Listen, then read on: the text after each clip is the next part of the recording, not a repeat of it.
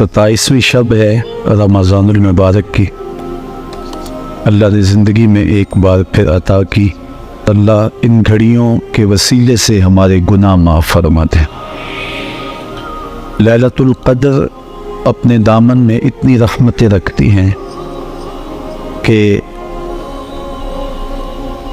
इस उम्मत के सारे गुनाहगारों की बख्शिश के लिए काफ़ी है। इस रात में रूहुल अमी उतरते हैं फरिश्तों के जलो में, झुरमट में, और अहले ईमान जो क़याम में होते हैं, क़ुऊद में होते हैं, ज़िक्र इलाही में होते हैं, उनसे मुसाफ़हा करते हैं। ये रात कौन सी है? तुर्की ख़ैमे में चटाई एक समत करके सर अनवर हुजूर ने बाहर निकाला और फरमाया कि लैलतुल क़द्र को आखिरी अशरे में तलाश करो। एक रिवायत के लफ्ज़ ये हैं कि आखिरी अशरे की ताक रातों में तलाश करो। वो ताक रात कौन सी है, उसको मख्फी रखा गया। हज़रत उबई बिन क़ाब रदियल्लाहु ताला अन्हु सहाबी रसूल हैं, फरमाते हैं मैं कसम खाता हूँ कि वो रात 27वीं शब है। हज़रत बायज़ीद बुस्तामी अलैहि रहमा फरमाते हैं मुझे ज़िंदगी में ये रात 2 बार मिली है और दोनों बार 27वीं शब ही थी। तो हम अल्लाह की बारगाह में उम्मीद का दामन फैलाए हैं कि यही शब हो और इसके दामन से फूटती ज़ियाएं हमारे अंदर के अंधेरों को ख़त्म करने का ज़रिया बने। मुझे आपको अपने माद की, आखिरत की फ़िक्र करनी चाहिए। ये रातें आती हैं और चली जाती हैं और एक वक्त आएगा कि ये रातें आएंगी और हम नहीं होंगे। कितने लोग ऐसे हैं जो पिछले साल थे लेकिन आज नहीं हैं, उनसे गुज़श्ता सालों में थे, आज नहीं हैं।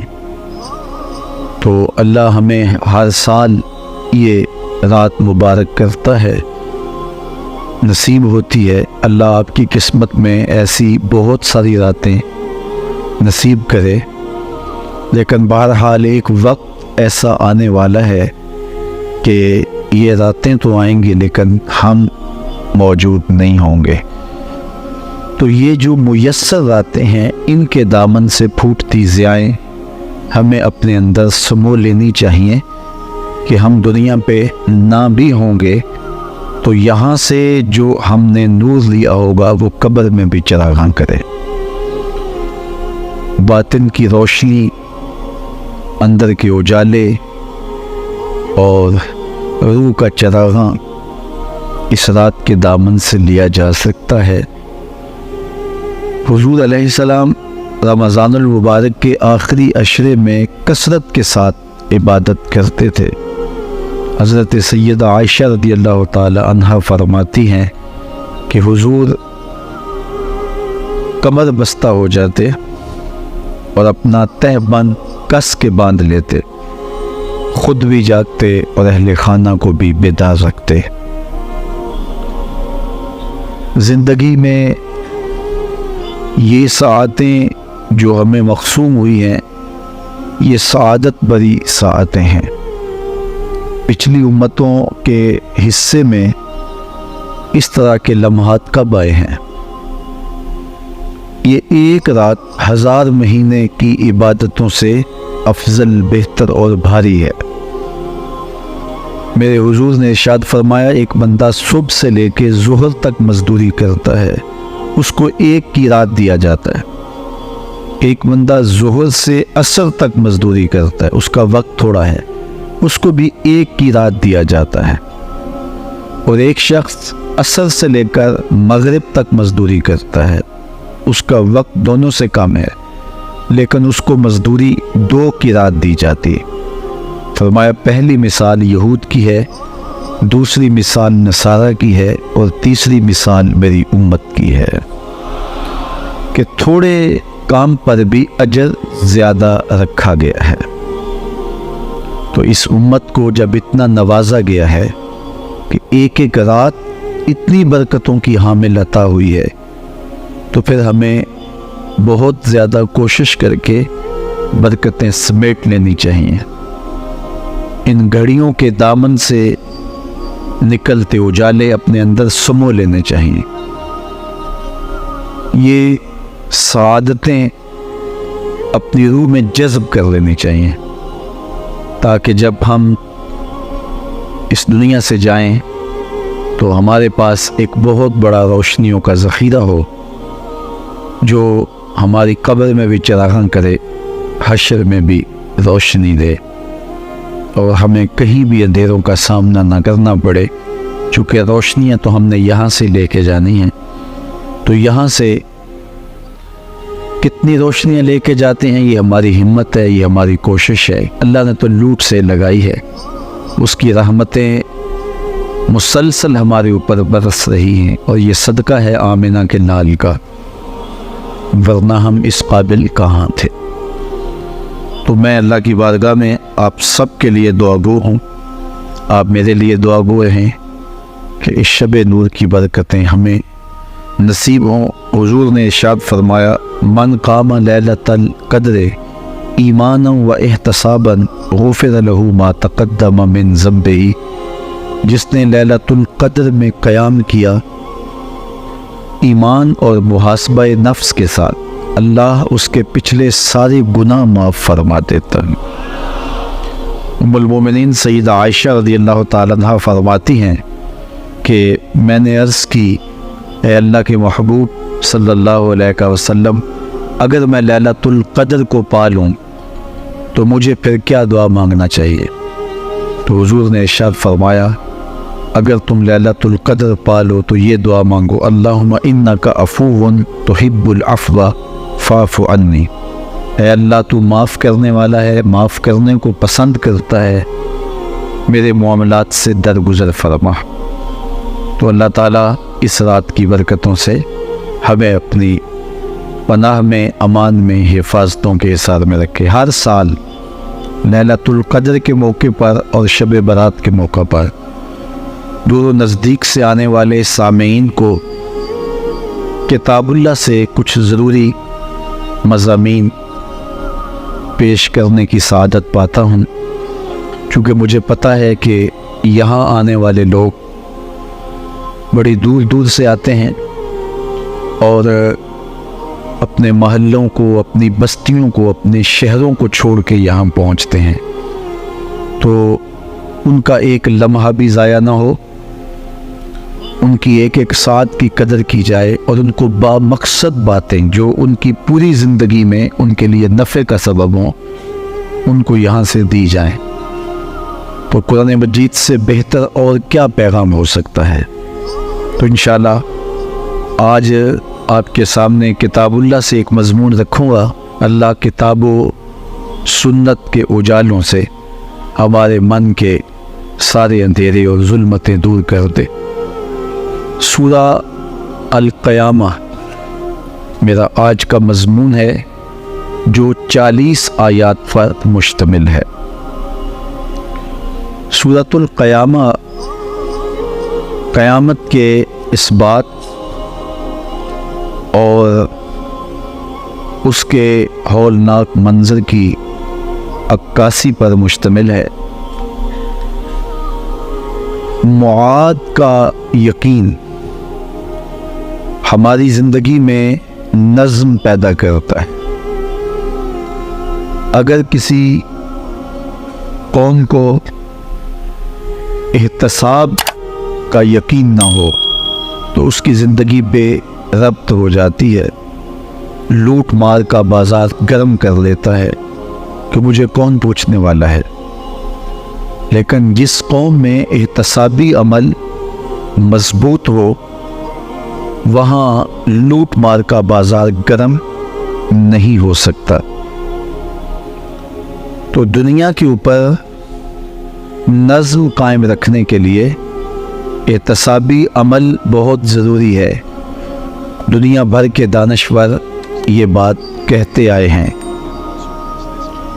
اگر جرائم ختم کرنے ہیں تو انصاف فراہم کرنا پڑے گا۔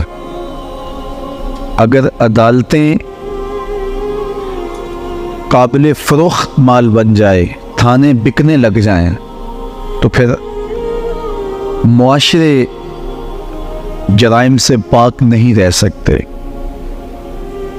عدالتی نظام اگر بے لاگ ہوگا اور انصاف لوگوں کی دہلیز تک پہنچے گا تو معاشرے ستھرے اور پاکیزہ ہوں گے اور ایک خوبصورت معاشرتی نظم قائم ہوگا۔ تو احتسابی عمل اور عدالتی نظم اچھا رکھنے کے نتائج ہم اپنی آنکھوں سے دیکھتے ہیں، تو کیا آخرت کا احتساب ہونا ضروری نہیں، جہاں افراد کا اور قوموں کا فرد عمل پیش ہو اور پھر جزا و سزا ان کو دی جائے؟ تو اسلام نے جو معاد اور آخرت کا تصور دیا ہے، یہ فرد اور قوم کی زندگی میں ایک نظم پیدا کرتا ہے۔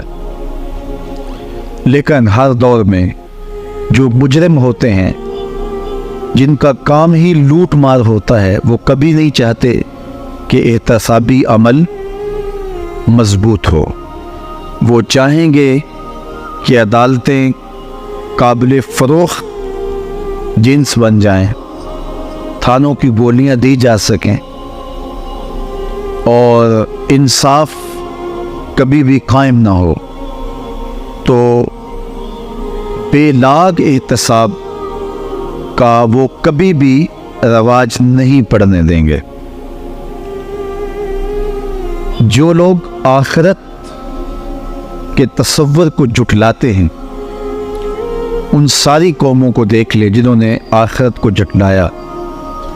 وہ قومیں ہیں جو برائی میں لت پت تھی اور گناہوں بھری زندگی بسر کر رہی تھی۔ اب ایسی قومیں کبھی پسند نہیں کرتی کہ کوئی آخرت بھی ہو جس کا خوف انہیں گناہوں کی اور بدیوں کی زندگی سے نکالے، چونکہ وہ اس زندگی سے نکلنا ہی نہیں چاہتے، تو آخرت کا وہ ڈٹ کے انکار کرتے۔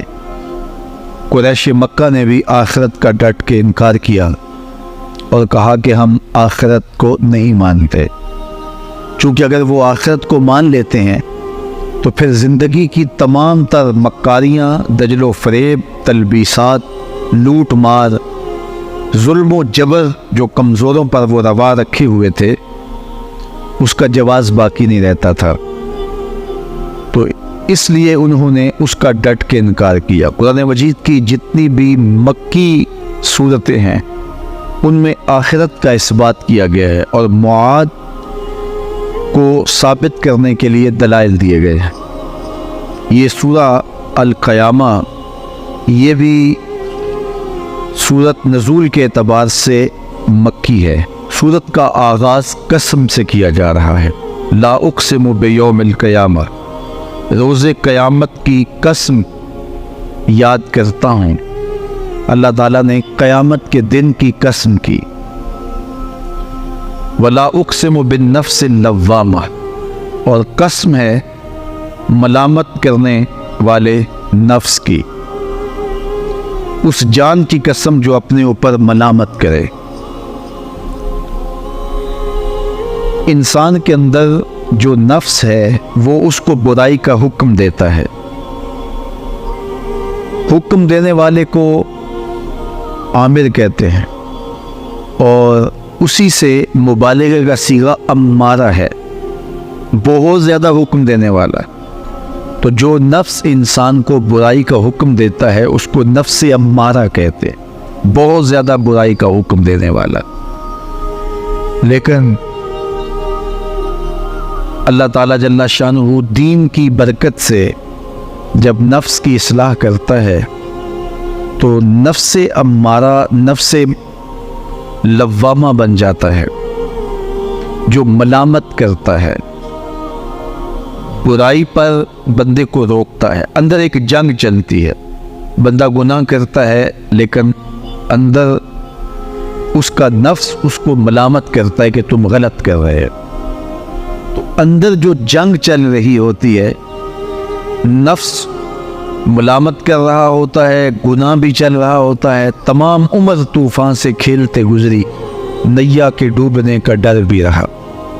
تو یہ اندر جو کھینچا تانی ہے، ملامت اور گناہ، پھر توبہ بھی ہوتی ہے، پھر گناہ بھی سرزد ہو جاتے ہیں۔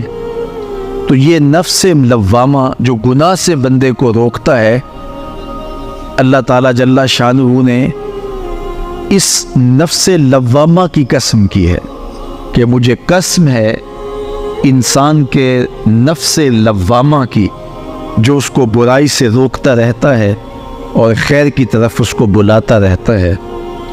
تو قیامت کی قسم کی اور نفس لوامہ کی قسم کی۔ اور جب نفس مزید ترقی کرتا ہے اور پھر اندر نیکی کی قوتیں پنپتی ہیں، تو ایک وقت آتا ہے کہ پھر انسان نیکی ہی کے ماحول میں جینا شروع کر دیتا ہے، تو پھر نفس کو اطمینان ملتا ہے۔ اس نفس کو نفس مطمئنہ کہتے ہیں۔ اور جب نفس مطمئنہ بن جائے تو قیامت کے دن اللہ تعالیٰ جل شانہ آواز دے گا کہ میرے لیے گناہوں کو چھوڑنے والے آجا، تیرا رب تیرا منتظر ہے۔ سورہ الفجر میں ارشاد فرمایا، یا ایتھا النفس المطمئنہ ارجعی الی ربک راضیۃ مرضیہ فادخلی فی عبادی وادخلی جنتی۔ اے نفس مطمئنہ آجا، تیرا رب تیرے پہ راضی اور تو رب پہ راضی، میرے بندوں میں داخل ہو کے میری جنت میں داخل ہو جا۔ تو اللہ تعالیٰ ہمارے نفس کو نفس مطمئنہ بنائے۔ تو نفس لوامہ بھی غنیمت ہے، جو گناہ پہ ملامت کرتا ہے۔ تو اللہ تعالیٰ جل شانہ نے قیامت کے دن کی قسم کی، تو ساتھ نفس لوامہ کی بھی قسم کی۔ قسم تو کوئی بھی کرے تو سننے والا متوجہ ہوتا ہے کہ یہ جو قسم کی جا رہی ہے تو یہ کسی عنوان کی اہمیت کو بیان کرنا مقصود ہے۔ تو پھر قسم اگر رب کرے تو پھر سمجھنے کے لیے کافی ہے کہ وہ کتنا اہم مضمون ہوگا جس پہ میرا رب ہو کے قسم کر رہا ہے۔ تو قیامت پر اللہ تعالیٰ قسم فرما رہا ہے تاکہ اس کا قسم فرمانا اہل عقل کے لیے کافی ہو کہ اس کے اس بات کے لیے اس سے بڑی کیا دلیل ہو سکتی ہے کہ میرا رب اس پہ قسم کر رہا ہے۔ اَيَحْسَبُ الْإِنسَانُ أَن لَّن نَّجْمَعَ عِظَامَهُ۔ اللہ تعالیٰ ارشاد فرماتا ہے کہ کیا آدمی یہ سمجھتا ہے کہ ہم ہرگز اس کی ہڈیاں جمع نہیں فرمائیں گے؟ یہ ایک کافر تھا، عدی بن ربیعہ، یہ مراد ہے یہاں انسان سے۔ ایک روایت کے مطابق ابو جہل بن ہشام مراد ہے۔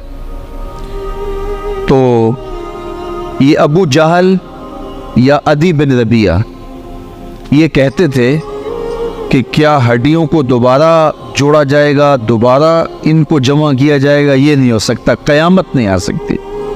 وہ کہتے تھے یہ جہاں ہے بس ختم ہو جائے گا کام تمام، لہٰذا جو عزت پانی ہے، جو لذت حاصل کرنی ہے، جو عیش و عشرت کرنی ہے، جو کچھ کرنا ہے اسی جہان میں کر لو۔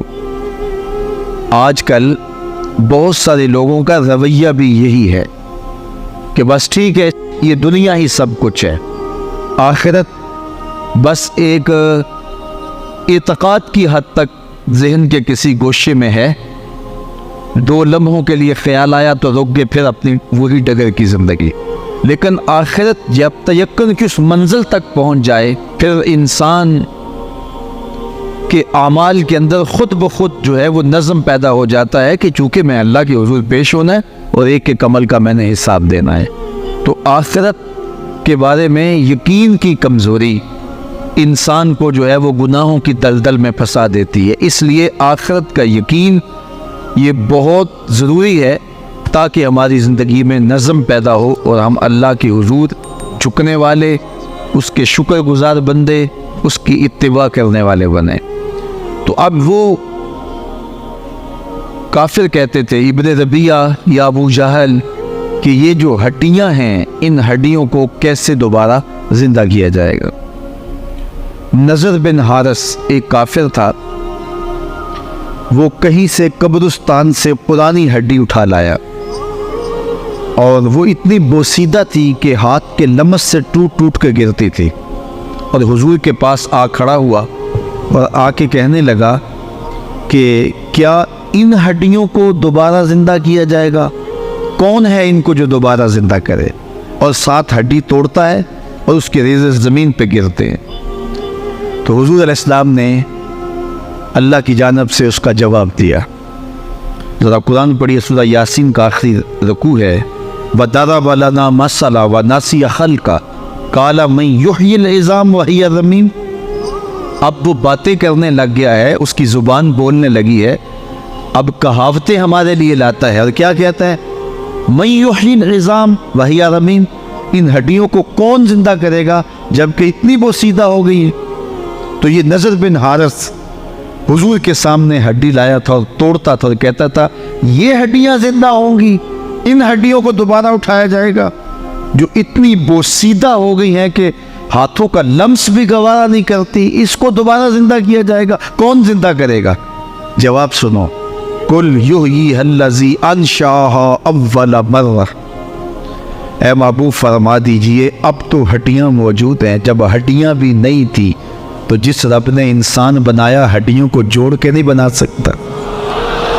اب تو میٹیریل موجود ہے جب میٹیریل بھی موجود نہیں تھا۔ هل أتى على الإنسان حين من الدهر لم يكن شيئا مذكورا، انسان پر وہ وقت بھی آیا ہے جب یہ قابل ذکر چیز ہی نہیں تھا، اس کا نقشہ نہیں تھا، اس کی صورت نہیں تھی، اس کا میٹیریل نہیں تھا، اس کا مادہ نہیں تھا، لیکن جس نے حضرت انسان بنایا، پانی کی بوند سے تخلیق کیا، تو اب کیا وہ ہڈیوں کو جوڑ کر انسان نہیں بنا سکتا؟ تو یہ کفار بات کرتے تھے کہ نہیں نہیں نہیں، اتنی بوسیدہ ہڈیوں کو کیسے زندہ کیا جائے گا، یہ بات سمجھ میں نہیں آتی۔ پھر ان کے ذرے بکھر گئے، بعض انسانوں کو جانور چیڑ پھاڑ کے کھا گئے، کچھ وہ کھا گئے، کچھ ہڈیاں پڑی رہ گئیں، کچھ ان کی ہڈیاں راکھ بن کے اڑ گئیں۔ تو کیسے ہو سکتا ہے کہ ان کو دوبارہ زندہ کیا جائے، ان کے اجزاء جوڑے جائیں؟ اب یہ عدی بن ربیعہ نے بھی یہی کہا۔ اللہ ارشاد فرماتا یحسب الانسان ان لن نجمع عظامہ، یہ آدمی گمان کرتا ہے، کہتا ہے کیا ہڈیوں کو دوبارہ زندہ کیا جائے گا؟ اللہ فرماتا ہے کیوں نہیں، ہم اس بات پہ قادر ہے کہ اس کے انگلیوں کے پور پور کو دوبارہ کھڑا کر رہے ہیں، اور اس کے اجزاء جو بکھرے ہوئے ہیں ان کو ہم اکٹھا کر کے دوبارہ ان کو جوڑ دیں، ہمارے لیے کوئی مشکل نہیں ہے۔ لیکن یہ اس کا خیال ہے کہ ہڈیوں کو کیسے جوڑا جائے گا، لیکن سورہ یاسین میں جو دلیل دی اس پہ کس قدر جو ہے وہ آشش کرنے کو جی چاہتا ہے۔ فرمایا کہ قُلْ يُحْيِيهَا الَّذِي أَنشَأَهَا أَوَّلَ مَرَّةٍ، یہ کہتے ہیں یہ ہڈیاں کون جوڑے گا؟ کہا جب ہڈیاں بھی نہیں تھی، جس نے ہڈیاں بنائی اس کے لیے جوڑنا کیا مشکل ہے؟ تو یہ عجیب تم نے بات کی۔ تو اللہ تعالیٰ جل شانہ قیامت کے دن ہمارے وجود دوبارہ اٹھائے گا اور اپنے حضور بندوں کو کھڑا کرے گا اور ان سے سوال پوچھے گا۔ یہ نہیں ہے کہ جو مرضی کرتے گئے، ایک آدمی نے ظلم کیا، جبر کیا، زیادتیاں کی، لوگوں کا حق لوٹا، لوگوں کا مال غصب کیا، عزتیں پامال کی، اور اتنا مؤثر تھا کہ عدالتیں وہ خرید لیتا تھا، کچہریاں وہ خرید لیتا تھا، پولیس وہ خرید لیتا تھا، کوئی سے پوچھنے والا نہیں تھا، اس کی بات چلتی تھی، اس کا فون چلتا تھا، اس کا رکا چلتا تھا، عیش و عشرت کی زندگی گزاری اور مر گیا، ہزاروں کے حق غصب کر کے، ہزاروں کا مال ہڑپ کر کے، لوگوں کی آبروئیں لوٹ کے مر گیا اور قبر میں چلا گیا، بس قصہ ختم۔ اب نہ وہ اٹھے گا، نہ اس سے حساب لیا جائے گا، تو پھر انصاف کہاں گیا؟ ایک عدالت ایسی ہونی چاہیے کہ جس عدالت میں اس کو بھی پکڑا جائے اور ٹکٹکی پہ باندھا جائے کہ دنیا پر تو کسی نے تجھے پکڑا نہیں، اس عدالت میں تیرے خلاف سلطانی گواہ بھی موجود ہیں اور تجھے گناہوں کا، جرم کا بدلہ بھی دیا جائے گا، اور منصف جو ہے وہ انصاف کرے اور ان مظلوموں کو کھڑا کیا جائے کہ دنیا پر تو تمہاری داد رسی کسی نے کی، اس دربار میں تمہاری پوری داد رسی کی جائے گی۔ عقل مانتی ہے کہ ایک ایسا دربار ہونا چاہیے، ایسا احتسابی عمل ہونا چاہیے، ایک ایسی عدالت لگنی چاہیے کہ جس کا کہیں جسے انصاف نہیں ملا اس کو وہاں جا کے انصاف ملے، اور وہ دن قیامت کا دن ہے۔ اس کا یقین زندگی میں نظم پیدا کر دیتا ہے اور تھر تھر بدن کانپتا ہے کہ آج اگر ہم مؤثر بھی ہو جائیں اور کسی کے سامنے جواب دے نہ ہوں، لیکن ایک عدالت تو ہے جہاں ہم نے جواب دہ ہونا ہے اور اپنے ایک ایک عمل کا حساب دینا ہے۔ تو اللہ ارشاد فرماتا ہے کہ اس عدالت کے سامنے تم نے پیش ہونا ہے، تمہارے جوڑ کو اللہ تعالیٰ دوبارہ کھڑا کرے گا اور اس کو دوبارہ تخلیق کرے گا اور پیدا کرے گا، اور تم دوبارہ کھڑے ہو جاؤ گے، اس کی حضور پیش ہوگے۔ بل یرید الانسان لیفجر امامہ، بلکہ آدمی چاہتا ہے کہ اس کی نگاہ کے سامنے بدی کرے۔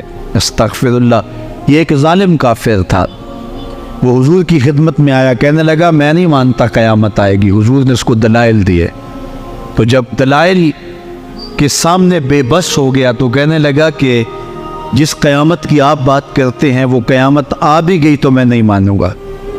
اللہ اکبر۔ تو وہ انکار کرنے والوں کی انتہا ہوتی ہے، اور ذرا دیکھیے وہ کیا بول رہا ہے، بل یرید الانسان لیفجر امامہ۔ اس کی سرکشی دیکھیے، اس کا تمرد دیکھیے۔ وہ کہتا ہے اچھا اگر قیامت قائم ہوئی تو یہ گناہ، یہ جرم، یہ بدی، یہ بدکاریاں، یہ ظلم جو میں کرتا ہوں، یہ بدکاریاں رب کے سامنے کروں گا۔ کیسی ڈٹائی ہے، مذاق اڑاتا ہے، تمسخر اڑاتا ہے آخرت کا۔ کہتا ہے جو بدیوں کا کاروبار میں نے گرم کیا ہے، جو بدکاریاں میری زندگی کا معمول ہیں، جو دادے عیش دیتا ہوں، جو عزتوں کو پامال کرتا ہوں، جو غریبوں کے پنجے توڑتا ہوں، جو لوگوں کا حق غصب کرتا ہوں، جو برائیاں کرتا ہوں، اگر قیامت قائم بھی ہو گئی تو میں یہ سارے جرم رب کے سامنے کروں گا، پھر وہ مجھے پکڑ کے دکھائے۔ اللہ اکبر۔ یسأل ایان یوم القیامہ، پھر پوچھتا ہے اچھا قیامت کب آئے گی؟ یہ تمسخر کے طور پہ پوچھتا ہے، لاؤ نہ قیامت، کب آئے گی قیامت؟ میں جرم رب کے سامنے کرنا چاہتا ہوں۔ اللہ اکبر۔ اب جواب سنیے، اب لفظوں کا ترجمہ اس زور سے کیا ہی نہیں جا سکتا جس زور کے لفظ ہیں۔ وہ کہتا ہے قیامت کب آئے گی؟ میں تو یہ جرم رب کے سامنے کرنا چاہتا ہوں، کوئی قیامت نہیں ہے، مذاق اڑاتا ہے۔ قیامت کب آئے گی؟ آواز آئی، فَإِذَا بَرِقَ الْبَصَرُ وَخَسَفَ الْقَمَرُ وَجُمِعَ الشَّمْسُ وَالْقَمَرُ۔ جب قیامت آئے گی تو آنکھیں چدھیا جائیں گے، چاند بے نور ہو جائے گا، سورج اور چاند اکٹھے ہو جائیں گے۔ یقول الانسان یومئذ این المفر۔ آج جو کہتا ہے کہاں ہے قیامت، اس دن بھاگتا پھرے گا، کوئی پناہ گاہ ہو بتاؤ، کوئی ہے ٹھکانہ چھپنے کا، کوئی پناہ گاہ ہے؟ کلا لا وزر، آواز آئے گی کوئی ٹھکانہ نہیں ہے، آج کوئی ٹھکانہ نہیں ہے۔ الی ربک یومئذ المستقر، اگر ٹھکانہ ہے تو صرف رب کے پاس ہے، انہیں ٹھکانہ ملے گا جو رب کے بندے ہیں اور اس کی دہلیز پہ آنے والے ہیں۔ ینبأ الانسان یومئذ بما قدم واخر، اللہ تعالیٰ اس دن بتا دے گا جو آگے بھیجا اور وہ بھی بتا دے گا جو پیچھے چھوڑا، ایک ایک چیز تشت ازبام ہو جائے گی۔ یوم تبل السرائر فما لہ من قوت ولا ناصر، اللہ فرماتا سارے راز کھل جائیں گے، جو بند کمروں میں جرم کیے، دادے عیش دیتا رہا، وہ بھی کھل جائیں گے، اور پھر کوئی طاقت نہیں ہوگی، کوئی زور نہیں ہوگا، کوئی زر نہیں ہوگا جو اس کو بے نقاب ہونے سے بچا سکے۔ اے داور حشر میرا نامہ اعمال نہ پوچھ، اس میں کئی پردہ نشینوں کے بھی نام آتے ہیں۔ تو وہ کتنا سخت دن ہوگا، ارشاد فرمایا جائے گا کہ جو آگے بھیجا، جو پیچھے چھوڑا، جو جرم کرتا رہا، جو نیکیاں کی، جو برائیاں کی، سب کچھ تشت ازبام ہو جائے گا۔ بل الانسان علی نفسہ بصیرہ، بلکہ آدمی خود اپنے حال پر اچھی طرح خود آگاہ ہے، ہم اسے نامہ اعمال کے دفتر دیں گے جہاں سب کچھ لکھا ہوگا۔ قرآن بتاتا جب نامہ اعمال سامنے آئے گا تو وہ بے ساختہ پکار اٹھے گا، ما لہذا الکتاب لا یغادر صغیرۃ ولا کبیرۃ الا احصاها۔ ہائے اس کتاب کو کیا ہوا، اس نے چھوٹی بڑی کوئی بات نہیں چھوڑی، سب کچھ لکھ دیا۔ نامہ اعمال سامنے ہوگے، زمین بولے گی، ہاتھ پاؤں بولیں گے، فرشتے بولیں گے، کرامن کاتبین بتائیں گے یہ کیا کیا جرم کرتا رہا، کیا کیا گناہ کرتا رہا۔ اس دن ہر شے سامنے آ جائے گی، تو یہ تو ثبوت ہوں گے ہی ہو، لیکن اللہ فرماتا ہے ثبوت تو اپنی جگہ، لیکن بل الانسان علی نفسہ بصیرہ، کیا انسان کو خود نہیں پتا کہ وہ کہاں کھڑا ہے؟ اس کو اپنے جرائم کی فہرست خود یاد ہے، اس کے ضمیر پہ خود اس کا بوجھ موجود ہے۔ اسے یہ نامہ اعمال نہ بتاتے، فرشتے نہ بتاتے، پھر بھی اسے پتا تھا کہ میں کیا ہوں اور کہاں میں نے جرم کیا ہے۔ وَلَوْ أَلْقَى مَعَاذِيرَهُ، اللہ اکبر، اگر اس کے پاس جتنے بہانے ہوں سب لا ڈالے، جب بھی کوئی اس کا بہانہ نہیں سنا جائے گا۔ قیامت کا دن ہوگا، دنیا کے اوپر تو بہانوں سے انسان بچ نکلتا ہے۔ کوئی جھوٹ بول لیا، کوئی جھوٹا گواہ پیش کر دیا، کوئی مکر کر لیا، کوئی رشوت چل گئی، کوئی سفارش کام آ گئی، کوئی بہانہ تراش لیا، بات کو توڑ موڑ کے پیش کر لیا۔ لیکن قیامت کا جب دن ہوگا تو کوئی نہ جھوٹا گواہ چلے گا، نہ رب کی پولیس رشوت لیتی ہے، نہ وہاں انصاف کے خلاف کوئی کام ہوگا، اور نہ ہی کوئی بہانہ چل سکے گا۔ اللہ اکبر۔ دوسری بات مفسرین نے یہ بھی لکھی کہ بعض اوقات یہ ہوتا ہے کہ انسان اپنے گناہ پر، اپنے جرم پر کوئی بہانہ تلاش کر کے لوگوں کو مطمئن کر لیتا ہے۔ جو اس نے جرم کیا، کسی سے زیادتی کی، کسی کا حق غصب کیا، تو لوگوں نے ملامت کی تو وہ کوئی بہانہ تلاشتا ہے اور لوگوں کو مطمئن کر لیتا ہے۔ بعض کا لاجواب کر دیتا ہے، بعض کا مطمئن بھی کر لیتا ہے۔ وہ لوگوں کو تو مطمئن کر لیتا ہے، لیکن وہ خود مطمئن نہیں ہو سکتا۔ جس نے جرم کیا ہوتا ہے، جرم اس کو اندر سے ڈستا رہتا ہے، اس کا ضمیر اس کو ٹھوکریں مارتا رہتا ہے، اندر کی بے چینی اسے تنگ کرتی رہتی ہے۔ اگرچہ وہ دلائل سے، مکر و فریب سے، باتوں کو توڑ موڑ کے عذر کر لیتا ہے، کوئی بہانہ بنا لیتا ہے، لیکن اس کے باوجود اس کے اندر کوئی چین، اندر کوئی اطمینان نہیں ہوتا۔ اللہ اکبر۔ تو مجرم بے چین رہتا ہے۔ آج ہماری بے چینیوں کا ایک سبب ہمارا مالک کی دہلیز سے منہ موڑنا اور بہت سارے دیدہ نادیدہ گناہوں کا ارتکاب کرنا ہے۔ جب ہم سے سستیاں ہو جاتی ہیں، کوتاہیاں ہو جاتی ہیں، تو وہ گناہ ہمارا پیچھا نہیں چھوڑتے اور ہمیں بے چین اور مضطرب رکھتے ہیں۔ تو بعض اوقات جو ہے وہ ہم کہتے ہیں کہ پتہ نہیں بے چینی کیا ہے۔ بے چینی گناہوں کی ہے۔ گناہ طبیعت میں بے چینی پیدا کر دیتا ہے، سکون نہیں آنے دیتا۔ اطمینان کی دولت چھن جاتی ہے جب کوئی شخص گناہ کرتا ہے، اور یہ لازمی نہیں ہے کہ وہ کسی کا حق غصب کرے، اس نے کسی کی عزت ہی پامال کی ہو، اس نے کسی کی آبرو پہ حملہ کیا ہو۔ اگر نماز چھوڑی ہے تو بے چینی یہ بھی کم نہیں ہے، یہ رب کی نافرمانی ہے۔ اگر اس کی نظر بھٹکی ہے تو یہ بھی کم بے چینی نہیں دیتی۔ اگر اس کا خیال بہکا ہے، اس نے زبان سے کسی کو دکھ دیا ہے، اس نے کسی کے لیے سب و شتم کا انداز اختیار کیا ہے، گالی گلوچ کا رنگ اختیار کیا ہے، تو پھر کیا ہوا کہ یہ بے چینی اندر کو توڑتی رہتی ہے۔ انسان چلتا پھرتا ہے لیکن اسے طمانینت نہیں ملتی، اسے سکون نہیں ملتا۔ سکون کب ملے گا؟ سکون تب ملتا ہے جب کسی سے زیادتی کی ہو تو اس سے جا کے معافی مانگ لی جائے، اور اس لجاجت کے ساتھ معافی مانگی جائے کہ وہ مجبور ہو جائے معاف کرنے پہ، تو پھر اندر طمانینت اتر جاتی ہے۔ اگر رب کی نافرمانیاں کی ہیں تو لیلۃ القدر کے دامن میں اس سے معافی مانگ لو، اتنی لجاجت سے معافی مانگو، اس قدر رو کے معافی مانگو، ترلے منت پہ اتر آؤ، ہاتھ جوڑو، آنسو بہاؤ، چیخو، چلاؤ، رو، اس کی دہلیز سے لپٹ جاؤ، اس سے اپنے گناہوں کی معذرت کرو، جب مالک نے معاف کر دی اندر کی ساری بے چینیاں مٹ جائیں گی، دل کو قرار مل جائے گا، دل کو تسکین نصیب ہوگی۔ تسکین اس کی دہلیز سے تمہیں ملے گی، یہ اندر سے پھوٹتی ہے، باہر سے نہیں آتی ہے۔ تسکین کے قافلے اندر ہی اترتے ہیں، اندر سے اس کے سوتے پھوٹتے ہیں، اس کے چشمے پھوٹتے ہیں۔ ہم باہر سے ڈھونڈتے ہیں، باہر سے تسکین نہیں ملتی، یہ اندر سے آئے گی۔ اس لیے اس دل کے اوپر لگے ہوئے میل کو، چیل کو، غلاظت کو دور کر لو اور کھرچ دو دل کے اوپر پڑے ہوئے جتنے بھی سنگ ہیں، تو پھر نتیجہ کیا ہوگا؟ دل ستھرا ہوگا، مصفہ ہوگا، مزکا ہوگا، تو پھر دل پر نور ہوگا، تو پھر آپ کو زندگی گزارنے کا لطف اور سرور اور مزہ آنے لگ جائے گا۔ تو انسان جب دلیلیں تراشتا ہے، اس سے بعض کا اپنے آپ کو بھی مطمئن کرنے کی کوشش کرتا ہے، اوروں کو بھی مطمئن کر لیتا ہے، لیکن حقیقت میں اطمینان نہیں ہوتا، وہ بے چینی ہوتی ہے۔ تو اللہ تعالیٰ جل شانہ اس کہانی کو بیان کرتے ہوئے ایک اور مضمون کو بیان کیا، اور یہ بالکل درمیان میں جملہ معترضہ کے طور پہ جو ہے وہ نظر آ رہا ہے کہ بات تو چل رہی ہے، تو اچانک اللہ اپنے محبوب سے مخاطبہ فرماتا ہے اور کیا ارشاد کرتا ہے؟ لا تحرک بہ لسانک لتعجل بہ۔ تو یہ اچانک بات کیوں آ گئی؟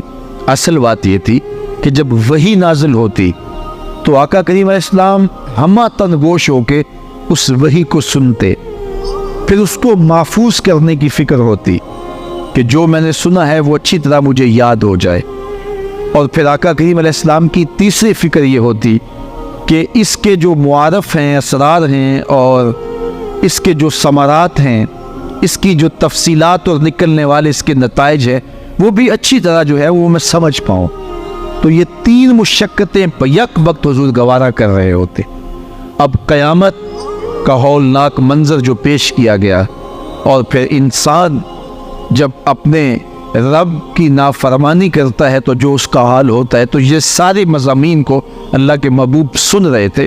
حضور کے قلب اطہر پر گرانی آئی، اور میرے رب کو کیسے گوارا تھا۔ جو حضور سن رہے تھے جلدی جلدی اس کو زبان پہ لانا چاہ رہے تھے تاکہ وہ اچھی طرح ازبر ہو جائے، لیکن اللہ نے محبوب کی اس مشقت کو دیکھا تو فرمایا لا تحرک بہ لسانک لتعجل بہ۔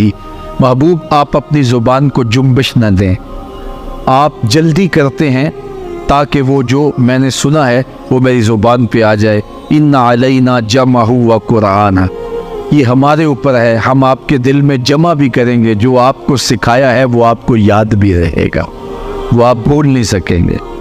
فَإِذَا قَرَأْنَاهُ فَاتَّبِعْ قُرْآنَهُ، اور جب ہم پڑھ لیں تو پھر اس کے بعد آپ اس کو دہرائیں پڑھیں۔ ثُمَّ إِنَّ عَلَيْنَا بَيَانَهُ، پھر اس کی تفصیل بھی ہمارے ذمے ہے، اس کا بیان بھی ہمارے ذمے ہے۔ اس سے وہ لوگ جو حجیت حدیث کا انکار کرتے ہیں اور پھر وہ کہتے ہیں کہ نہیں بس قرآن مجید کی آیات ہی ہیں، اس کے علاوہ اور کچھ نہیں ہے، وہ من اللہ نہیں ہے، تو یہاں غور کرنا ہے۔ ثم ان علینا بیانہ فرمایا گیا، پھر ہمارے اوپر ہے اس کا بیان جو آپ کو ہم القاء کریں۔ اور آقا کریم نے فرمایا، سنن نسائی کی روایت ہے، انما اوتیت القرآن ومثلہ معہ، مجھے قرآن دیا گیا اور قرآن جتنے اور علوم بھی میرے سینے میں رکھے گئے۔ تو صرف قرآن ہی نہیں اتارا گیا حضور کے سینے میں، حضور کے سینے میں بہت کچھ نازل کیا۔ حضور کا سینہ گنجینہ ہے اسرار و معانی کا، اور اللہ تعالیٰ جل شانہ نے اپنے محبوب کو بہت کچھ عطا کیا۔ یہ بیان کرنے کے بعد فرمایا کلا بل تحبون العاجلہ وتذرون الآخرہ۔ اللہ اکبر، کوئی نہیں بلکہ یہ جو تم لوگ ہو اے کافرو، تم اس چیز کو پسند کرتے ہو جو بالکل نقد ہے، جو جلد ملنے والی ہے۔ دنیا کا سودا نقد ہے، دنیا کے نفع نقد ہے، دنیا کی لذات نقد ہے۔ شیطان کہتا ہے اب چوری کرو اب مال آئے گا، اب زنا کرو اب لذت ملے گی، اب ڈاکہ کرو اب امیر ہو جاؤ گے۔ تو دنیا کے سودے نقد ہیں اور آخرت کے وعدے ادھار ہیں۔ وہ ارشاد فرمایا بل تحبون العاجلہ، تم دنیا کی جو عاجل چیزیں ہیں، جو بالکل نقد سودے ہیں، تم ان کے پیچھے پڑتے ہو۔ وَتَذَرُونَ الْآخِرَةَ، اور آخرت کو چھوڑتے ہو۔ دوسرے مقام پہ ارشاد فرمایا سورہ الاعلیٰ میں بل تؤثرون الحیاۃ الدنیا والآخرۃ خیر وابقیٰ، تم دنیا کی جیتی زندگی کو ترجیح دیتے ہو، حالانکہ آخرت بہتر بھی ہے اور دائمی بھی۔ میں آپ کی توجہ چاہوں گا، آخرت بہتر بھی ہے اور دائمی بھی، لیکن تمہاری ترجیح یہ دنیا ہے جس کی آخرت کے مقابلے میں کوئی حیثیت ہی نہیں ہے۔ حضور نے ارشاد فرمایا، اگر کسی کو جنت میں ایک کوڑا رکھنے کی جگہ مل جائے، ایک ڈنڈا رکھنے کی جگہ مل جائے، دنیا و ما فیہا کی دولتوں سے وہ زیادہ قیمتی ہے۔ 7 براعظموں پہ پھیلی ہوئی کائنات، سمندروں کی تہوں میں قیمتی موتی، پہاڑوں کے دامن میں قیمتی معدنیات، مالیاتی اداروں کے پاس سرمائے، لوگوں کے پاس دولت کے انبار، یہ سارے اکٹھے کر لیے جائیں اور ان کی قیمت لگائی جائے، اور جنت میں ایک ڈنڈا رکھنے کی جگہ، ایک عصا رکھنے کی جگہ، ایک کوڑا رکھنے کی جگہ، وہ جگہ پھر بھی زیادہ قیمتی ہے۔ پراپرٹی ویلیو ہوتی ہے نا، وہ کہتے ہیں کہ دور دراز دیہات سے 10 ایکڑ فروخت کریں تو یہاں ہمارے بائی پاس پہ اگر لیں تو 1 کنال جگہ آئے گی، 10 ایکڑ فروخت کر کے یہاں 1 کنال ملے گی، اور اگر آپ مزید اس کو فروخت کر کے مزید جو ہے وہ کسی مہنگے علاقے میں چلے جائیں تو ہو سکتا ہے 2 مرلے اس 10 ایکڑ کے مقابلے میں آئیں۔ تو اس طرح مختلف جگہوں کی پراپرٹی ویلیو ہوتی ہے۔ اللہ کے محبوب جنت کی پراپرٹی ویلیو بتا رہے ہیں۔ 7 براعظموں پہ پھیلی ہوئی کائنات کو ایک پلڑے میں رکھیں، پوری دنیا کے اندر جو سرمائے ہیں، جو ماضی میں سرمائے لوگوں نے خرچ کر لیے، جو حال میں موجود ہے، جو آنے والے ادوار میں لوگوں کے پاس آئیں گے، قارون کا خزانہ اور سرمائے سارے اکٹھے کر کے ایک پلڑے میں رکھ دیں، جنت میں ایک عصا رکھنے کی جگہ پھر بھی زیادہ قیمتی ہے۔ تو پھر دنیا کی آخرت کے مقابلے میں قیمت کیا ہوئی؟ دنیا کی جنت کے مقابلے میں ویلیو کیا ہوئی؟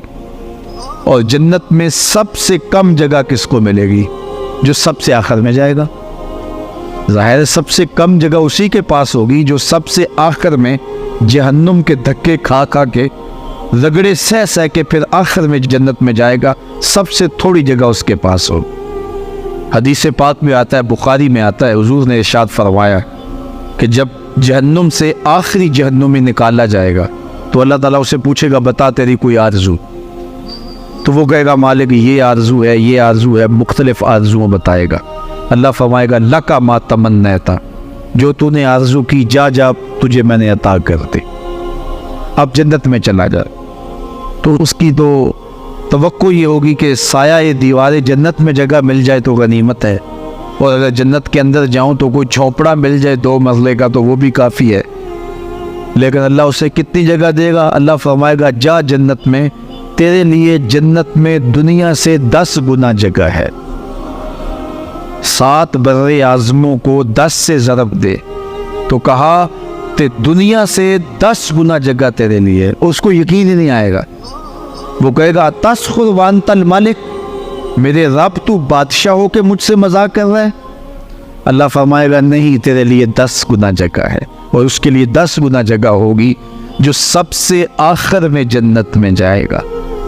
میں آپ کی توجہ چاہوں گا، جو آخری جنتی ہے اس کے پاس کتنی جگہ ہوگی، کتنی پراپرٹی ہوگی؟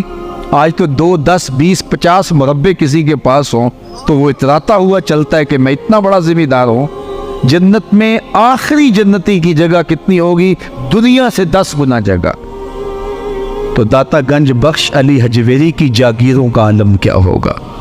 بابا فرید الدین گنج شکر کی جاگیروں کا عالم کیا ہوگا؟ پھر اصحاب رسول کی جاگیروں کا عالم کیا ہوگا؟ قیمتی کتنی جگہ کہ ایک ڈنڈا رکھنے کی جگہ مل جائے، دنیا و ما فیہا سے وہ قیمتی، اور وہ قیمتی جگہ دنیا سے 10 گنا جگہ اس کو دی جائے گی جو سب سے آخر میں جائے گا۔ تو مجھے بتائیے، اس سے بڑا بے وقوف کوئی ہے جو آخرت کو برباد کر کے دنیا کا سودا کرتا ہے؟ بل تؤثرون الحیات الدنیا والآخرۃ خیر وابقیٰ، کہا آخرت بہتر بھی ہے اور دائمی بھی ہے، نہ ختم ہونے والی زندگی ہے۔ تو یہاں بھی ارشاد فرمایا، کلا بل تحبون العاجلہ وتذرون الآخرہ، تم نقد کے پیچھے دوڑتے ہو آخرت جو ادھار ہے اس کی پرواہ نہیں کرتے ہو۔ یہ نقد تمہیں مل بھی جائے، پہلی تو بات ہے ملتی نہیں ہے، دنیا تمہارے آگے بھاگتی ہے اور تم پیچھے بھاگ رہے ہو۔ کچھ حصہ تمہیں مل بھی گیا تو وہ کتنے سالوں کے لیے؟ 60 سال 70 سال، یہ تو بڑی لمبی زندگی ہے۔ ہمارے ہاں 45 سال ایوریج نکالی گئی ہے۔ 60 سال بھی کوئی جی لے، 70 سال بھی کوئی جی لے، کیا حیثیت ہے آخرت کے مقابلے میں؟ آخرت کا ایک دن یوم حشر قرآن بتاتا ہے 50,000 سال کا ہوگا۔ 50 سال کا نہیں، 100 سال کا نہیں، 50,000 سال کا ایک دن۔ پھر اس کے بعد نہ ختم ہونے والی زندگی، مینڈے کی شکل میں موت کو بھی ذبح کر دیا جائے گا۔ موت کو بھی موت آ گئی، اب موت نہیں ہے، نہ ختم ہونے والی زندگی۔ اور جو جنت میں چلا گیا سب سے آخر میں جانے والے کی یہ جائیدادیں۔ تو اصل زندگی تو آخرت کی زندگی ہے۔ کلا بل تحبون العاجلہ وتذرون الآخرہ، یہ تو ایک سودا ہے۔ اب اللہ تعالیٰ ایک اور چیز بتا رہا ہے، ذرا غور کیجئے۔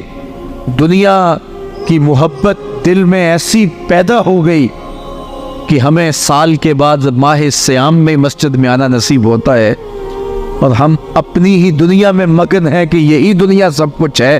یہ کائنات بھی دیکھو، میرا رب بیان کر رہا ہے، وجوہ یومئذ ناظرہ الی ربہا ناظرہ۔ وہ دن جب آئے گا تو جب بندے اس کے حضور حاضر ہوں گے، جنہوں نے اپنی زندگی حزم و احتیاط سے گزاری ہوگی، رب کی اتباع میں، فرما برداری میں، اس کے حکموں کو پورے کرتے بسر کی ہوگی، پھر ان کو صلہ کیا ہوگا؟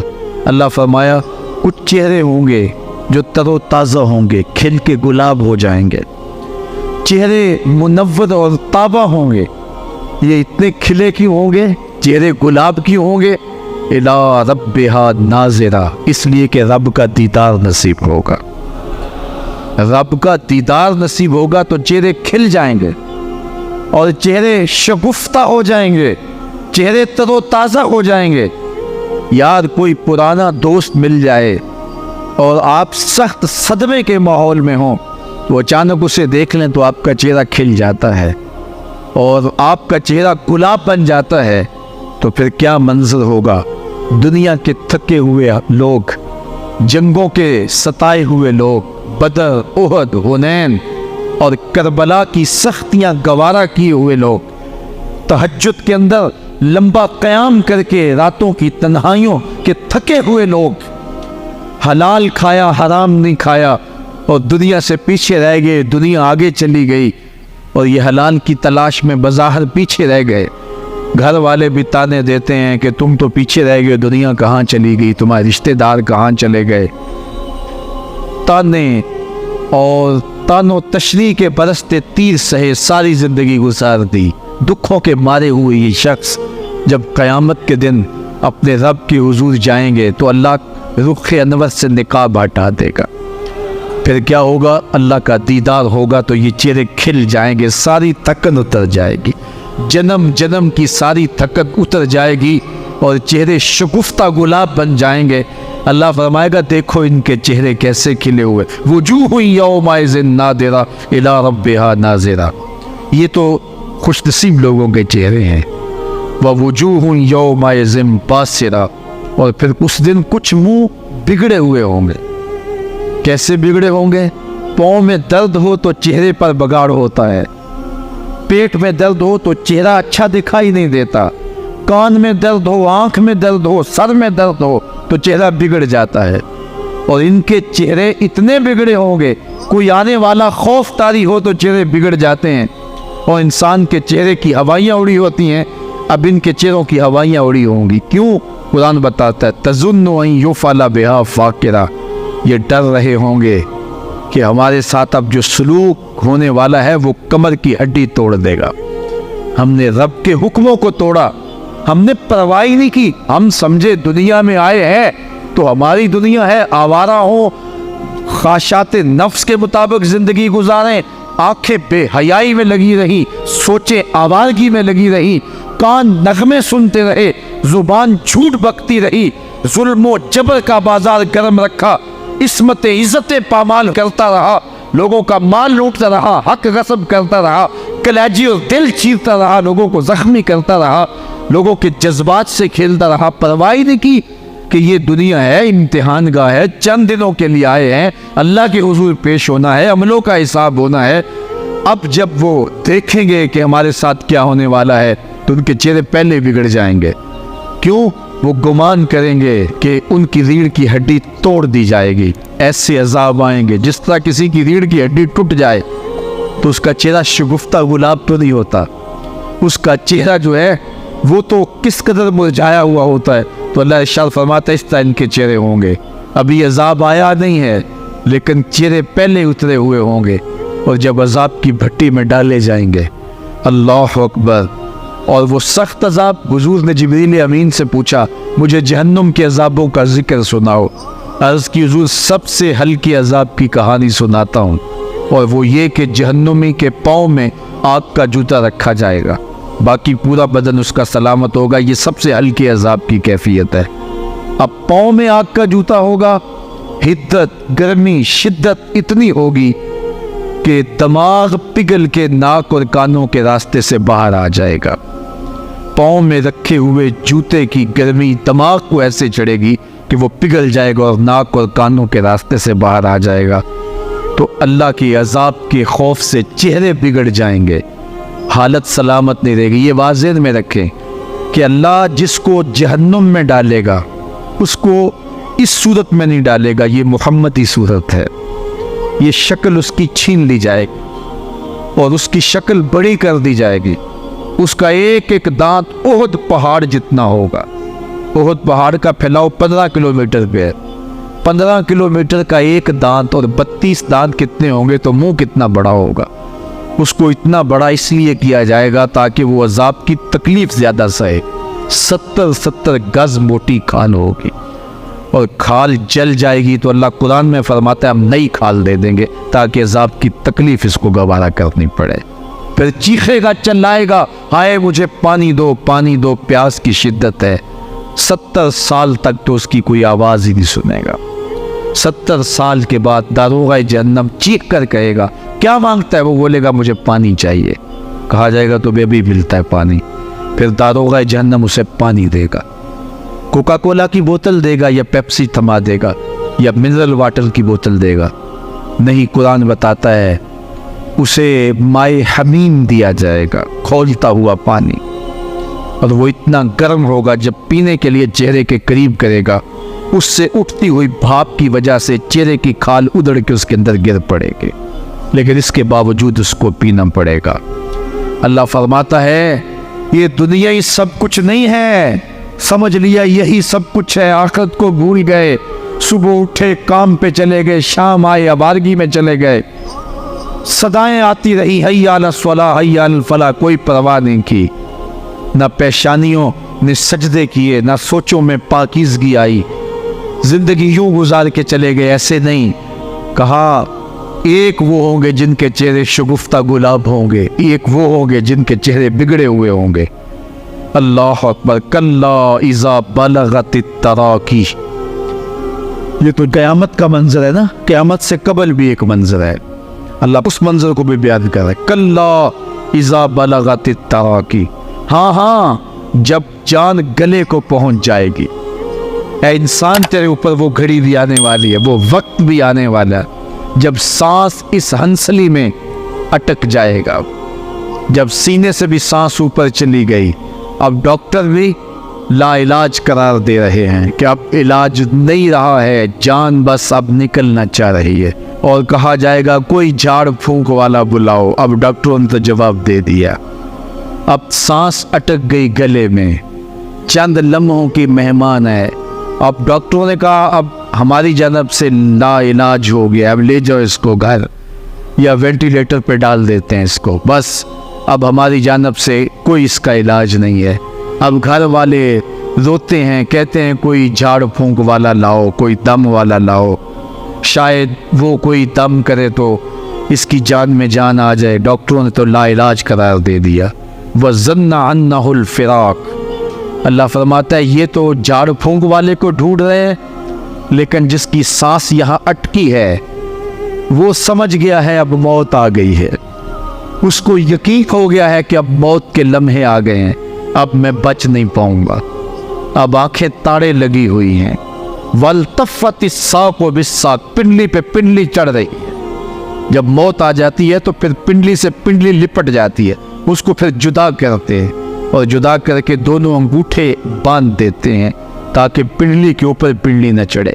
اللہ وہ منظر بیان کرتا ہے، صاحب یہ وقت آنے والا ہے جب دونوں انگوٹھے باندھ دیے جائیں گے، جب ناک میں روئی ٹھونس دی جائے گی، جب چٹے لباس میں کفن دیا جائے گا، جب غسال کے سامنے بے بس پڑے ہوں گے، وہ چاہے یہ بازو اٹھائے چاہے یہ بازو اٹھائے، گرم پانی ڈالے یا سرد پانی ڈالے، جب بس پڑے ہوئے ہوں گے جو ہے وہ غسل دینے والوں کے، اور ناک میں روئی ہوگی اور دونوں انگوٹھے آپس میں بندھے ہوں گے، یہ محل، یہ ماڑی، یہ کوٹھیاں، یہ بنگلے جس کو سویر شام لگ کے حلال حرام کی تمیز کیے بغیر بنایا تھا، غوث اعظم رضی اللہ تعالیٰ عنہ بولے مکان بنا رہا ہے، بسیں گے اور حساب تو جا کے دے گا، اور یہ تو ایک رات بھی تجھے اس گھر کے اندر نہیں رکھیں گے کہ چلو ایک رات مہمان رکھ لیں، کہتے ہیں نہیں نہیں مہمانوں نے بھی جانا ہے تو جلدی کرو، اس کو سپرد کراؤ، وہ تو تیرا لباس بھی پھاڑ کے اتاریں گے، خود غسل دینے کے لیے تیار بھی نہیں ہے،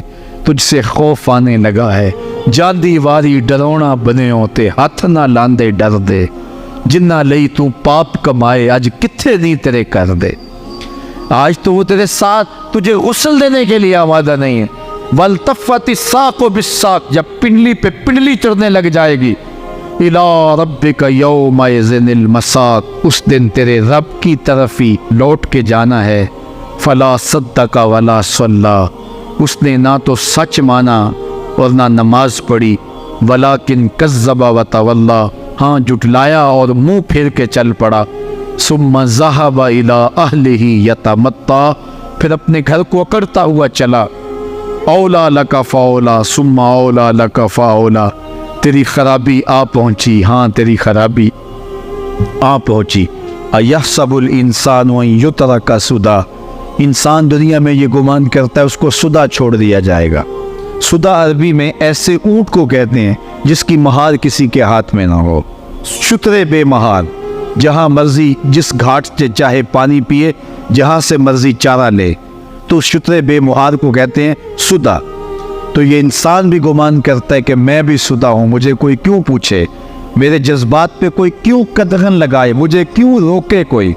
بالخصوص جوانی کے ایام کے اندر جوان کو بڑا ہوتا ہے کہ کوئی مجھے کیوں، وہ تو ماں باپ کے کہنے میں بھی نہیں آنا چاہتا، وہ کہتا ہے کیوں مجھے روکتے ہیں، میری جوانی ہے، میری جذبات ہے، مجھے آزادی سے جینے دو، کیوں میرے راستے میں رکاوٹ بنتے ہو، میں سدا ہوں۔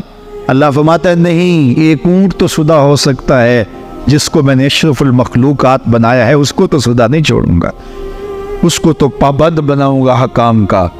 اب وہ کہتا ہے کہ نہیں نہیں، یہ کیسے دوبارہ اٹھائے جائیں گے؟ اب دوبارہ وہی بات پھر آ گئی، الم یک نطفۃ من منی یمنا، اللہ فرماتا ہے ایک بوند تھی نا، پانی کا ایک قطرہ تھا جو رحم مادر میں رکھا گیا، ثم کان علقہ، پھر وہ پانی کا قطرہ لوتھڑا بنا، فخلق فسوی، پھر اللہ نے اسے پیدا فرمایا اور پھر ٹھیک ہموار کیا، فجعل منہ الزوجین الذکر والانثی، پھر اس سے وہ جوڑ بنائے، کوئی مرد بنایا کوئی عورت بنائی۔ کہا اب غور کر، اب تیری آنکھیں دیکھتی ہیں، بجلیاں چمکتی ہیں، تیری زبان کا طوطی بولتا ہے، لوگ اشش کرتے ہیں تیری گفتگو پہ، تیری گفتار پہ صدقے جاتے ہیں، تیرے لہجے کے جمال کو دیکھتے ہیں، تیرے سینے کا زور، تیرے پنجوں کی طاقت، تیری دماغ کی تیزیاں اور تیری سوچوں کے اجالے، تیری زوردار ٹانگیں، تیرے کڑیل بازو اور تیری چوڑی چھاتی اور تیرے گلاب کی پتیوں جیسے ہونٹ، اے انسان یہ سب کچھ کہاں تراشا گیا؟ ماں کے رحم میں، اس تاریکی میں جو 3 پردوں میں تھی، تیرا سر تیرے گھٹنوں میں تھا، اور تیرے رب نے وہاں تیرے اندر نسوانیت یا رجولیت کی صلاحیتیں پیدا کی، تیری آنکھوں میں چمک پیدا کی، تیرے کانوں میں نغمے بکھیرے، تیری زبان کے پٹھوں پہ قوت ذائقہ رکھی، تجھے بولنے کی صلاحیت دی، تیرے پنجوں میں زور رکھا۔ آج تو مفتی شہر ہے، آج تو علامۃ الدہر ہے، آج تو قاضی القضات ہے، آج تو منسٹر ہے، آج تو وزیر اعظم ہے، آج تو پہلوان ہے، آج تو شہزادہ ہے، آج تو بادشاہ ہے، آج تو زوراور ہے۔ آج تیری طاقت کے کیا کہنے، آج شیروں کو تو نچا لیتا ہے، ہاتھیوں کو تو بٹھا لیتا ہے، آج تو بڑا زوراور گھڑ سوار ہے۔ آج تیری طاقت کے کیا کہنے، تو کشتی کرتا ہے، زمانہ دیکھنے آتا ہے۔ آج تیری طاقت کے شہرے ہیں، تیری عظمت کے تنتنے ہیں، لیکن انسان تو ایک ناپاک قطرہ تھا اور رحم مادر میں تھا۔ تیرے اندر یہ رنگ کس نے بھرے، تیرے کانوں میں نغمے کس نے رکھے، تجھے دماغ کی قوتیں کس نے دی، زبان کو بولنا کس نے سکھایا، آنکھوں میں توانائیاں کس نے رکھی، تیری زبان کا طوطی بولتا ہے، یہ سلیقے کس نے دیے۔ پھر اللہ فرمایا، کتنا زوردار بیان ہے، الیس ذالک بقادر علی ان یحیی الموتى، جو ماں کے پیٹ میں ایک نطفے کو ایک خوبصورت انسان بنا سکتا ہے، ہڈیوں کو جوڑ کے دوبارہ انسان نہیں بنا سکتا؟ کیا وہ دوبارہ تجھے کھڑا نہیں کر سکتا اپنے سامنے پیش ہونے کے لیے، جس کے حکموں کو تو نے توڑا ہے، جس کے فرامین کا تو نے مذاق اڑایا ہے؟ کیا وہ اتنا ہی بے بس ہے کہ اپنے حضور تجھے جو ہے وہ کھڑا ہی نہیں کر سکتا ہے؟ جس رب نے تجھے ماں کے شکم میں شکل دی، حضرت شیخ فرید الدین عطار بولتے ہیں، سانے کستی سلاتی می شود، ایسا کاریگر ہے مٹی سے بادشاہ بنا ڈالتا ہے۔ اس نے مٹی سے دارا و سکندر بنائے، اس نے مٹی سے جو ہے وہ رستم و سہراب بنائے، اس نے مٹی سے کیا کیا بنا دیا، جو مٹی سے بادشاہ بنا سکتا ہے، جو نطفہ رحم مادر سے جو ہے وہ شکل اور صورت اور رنگ اور جمال بنا دیتا ہے۔ تیری صورت نکھرتی ہے، تیرے ہونٹ گلابی ہیں اور تیری نرگسی آنکھیں ہیں، تیرے ریشمی بال ہیں اور تیری خوبصورت رنگت ہے، تو چال چلتا ہے تو لگتا ہے قیامت چل رہی ہے، تیرا قد رانا جو ہے وہ صنوبر کو شرماتا ہے، تیری گفتار کے تنتنے ہیں۔ جس نے اتنی خوبصورت شکل ماں کے رحم میں بنائی، کیا وہ ہڈیوں کو جوڑ کے دوبارہ انسان نہیں بنا سکتا؟ وہ دوبارہ انسان بنائے گا اور پھر تجھے اپنے حضور کھڑا کرے گا۔ اور ایک حدیث میں آتا ہے، اللہ بندے کو اپنے حضور کھڑا کرنے کے بعد اپنے سامنے سے ہٹنے نہیں دے گا جب تک 5 سوال نہیں پوچھ لے گا۔ ان عمرہ ہی فیما افنا ہو، اس کی عمر کے بارے میں پوچھے گا، کہاں ضائع کی؟ میں نے تجھے زندگی دی، 60 سال 70 سال 40 سال 50 سال، اس زندگی کو کہاں گزار کے آیا ہے؟ ان شباب ہی فیما ابلا ہو، اس کی جوانی کے بارے میں پوچھا جائے گا، جوانی کہاں گزار کے آیا ہے؟ مجنوں تو نہیں بنا رہا، خواہشات کا اسیر تو نہیں ہو گیا، دیوانوں کی طرح زندگی تو نہیں گزار کے آ گیا؟ تیری جوانی کسی چوک میں تو نہیں گزری، تیری جوانی آوارگی میں تو نہیں گزری، ساری رات سوشل میڈیا کے اوپر گندگی اور غلاظتیں تو نہیں دیکھتا رہا؟ تیری زندگی گزری کہاں ہے؟ تیری جوانی گزری کہاں ہے؟ اگر کوئی جواب نہ ہوا تو پھر کیا جواب دے گا؟ اور وہ کتنا خوش نصیب ہوگا جو کہے گا، مالک میری جوانی سجدوں میں گزری، میری جوانی قیام میں گزری، میری جوانی رکوع میں گزری۔ میرے حضور فرماتے ہیں، سبعۃ یظلھم اللہ فی ظلہ یوم لا ظل الا ظلہ، 7 اشخاص ایسے ہیں قیامت کے دن جب کوئی سایہ نہیں ہوگا، اللہ ان 7 کو اپنے عرش کا سایہ دے گا۔ ان میں سے دوسرا شخص میرے حضور نے بیان فرمایا، وشاب نشأ فی عبادت اللہ، وہ جوان جس کی جوانی اللہ کی عبادت میں گزری۔ جوانوں، اپنی زندگی کو مالک کی دہلیز پہ لے آؤ۔ جوانی وہی ہے جو مالک کی چوکھٹ پہ گزرے۔ اپنے دل کا تعلق جوڑو، عشق کرنا ہے تو پھر آمنہ کے نال سے کرو، محبت کا رشتہ ان سے جوڑو، تعلق کا ربط ان سے قائم کرو، جوانی کو دین کی راہ پہ ڈالو۔ اللہ اکبر! سنو میرے حضور کا فرمان، انا حبیب اللہ، میں اللہ کا حبیب ہوں۔ پھر فرمایا، الشاب التائب حبیب اللہ، جو جوان جوانی میں توبہ کرے وہ بھی اللہ کا حبیب ہے۔ آؤ اللہ کے حبیب بن جاؤ، اللہ کے حبیب بن جاؤ، اللہ کے حبیب بن جاؤ، اللہ کے محبوب بن جاؤ۔ لیلۃ القدر کی گھڑیاں ہیں، رات کا پچھلا پہر ہے۔ اللہ کے حضور یہ عہد کر کے اٹھو، مالک جو زندگی گزر گئی، آئندہ جوانی کا ایک ایک لمحہ تیرے لیے گزرے گا۔ جیوں گا تو تیرے لیے، مروں گا تو تیرے لیے۔ میری ایک ایک سانس تیرے نام وقف ہوئی، میری زندگی کی ایک ایک ساتھ تیرے نام وقف ہوئی۔ میں اپنا سب کچھ تیرے لیے پیش کرتا ہوں۔ میری زندگی کا مالک بھی تو ہے، میری موت و حیات کا خالق اور مالک بھی تو ہے۔ یہ زندگی تو نے دی، تیری امانت ہے، تیرے حضور ہی پیش کرتا ہوں۔ اور لیلۃ القدر کی گھڑیوں میں اس عزم کے ساتھ گھروں کو لوٹو کہ اللہ میری زندگی کا ایک ایک لمحہ تیرے نام ہوا، آنے والے موسم تیرے نام ہوئے، میری جوانی تیرے نام ہوئی، میرے آنسو تیرے نام ہوئے، میری پیشانی تیرے نام ہوئی، میرے دل کی دھڑکن تیرے نام ہوئی، میری صلاحیتیں تیرے نام ہوئی۔